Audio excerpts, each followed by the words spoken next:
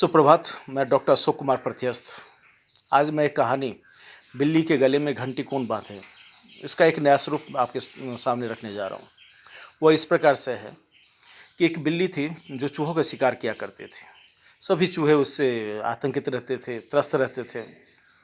फिर उसको देखकर सभी चूहों ने एक बैठक की।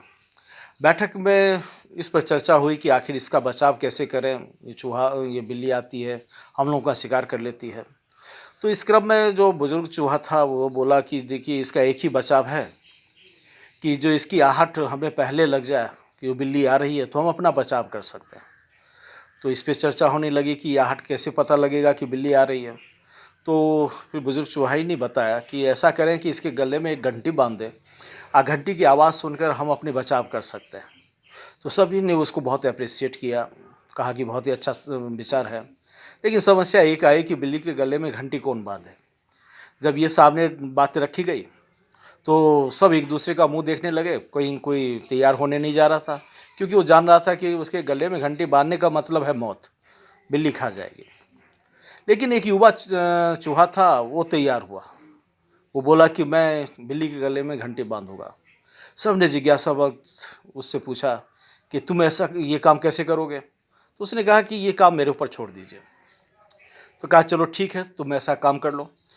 तो उस युवा चूहे ने क्या किया, एक दूध का कटोरी लिया, उसमें बेहोश होने की दवाई डाल दी, और जहाँ से चूहा ने ये बिल्ली निकला करती थी तो उसके रास्ते पर रख दिया। जैसे बिल्ली आई, उसको पी, और जैसे ही दूध पी तो वो बेहोश हो गई। तो युवा चूहा उसी के तलाश में था उस समय का, और वो उस समय उसका सदुपयोग करके एक बिल्ली के गले में घंटी बांध दिया। अब घंटी बांधने के बाद कुछ देर के बाद जब बिल्ली को होश आया, आज बिल्ली जब कहीं भी मूव करती थी तो घंटी की आवाज़ से सभी सचेत हो जाते थे। आज चूहा सभी अपना अपना बचाव कर लेता था और छुप जाया करता था। तो एक बहुत बड़ी राहत उसको महसूस हुई, और ये काम युवा चूहे ने करके दिखाया। इस परिप्रेक्ष्य में इसको दूसरे संदर्भ में हम देखें, अभी जो समय युग का परिवर्तन होने जा रहा है, और जो हमारे युवा है उसमें बहुत एनर्जी है, बहुत नयापन कुछ करने का है, और बहुत कुछ अपने प्रतिभा रखता है। जो निश्चित रूप से आवश्यकता है कि उस युवा जो भी व्यक्ति है उसको मतलब प्रोत्साहन मिले, और उसको रास्ते में बाधक नहीं होकर प्रोत्साहन मिले कि बेहतर से बेहतर काम करने के लिए। लेकिन आवश्यकता एक चीज़ की है कि वो अनुशासित हो और सकारात्मक सोच के साथ में हो। यदि वास्तव में अनुशासित होके सकारात्मक सोच के साथ में जो नया कुछ युवा जो करने जाएगा, वो एक मिसाल कायम करेगा, बेहतर करेगा, जो अपने आप में सभी यूनिक होगा और इनोवेटिव होगा, और सभी उससे लाभान्वित होंगे।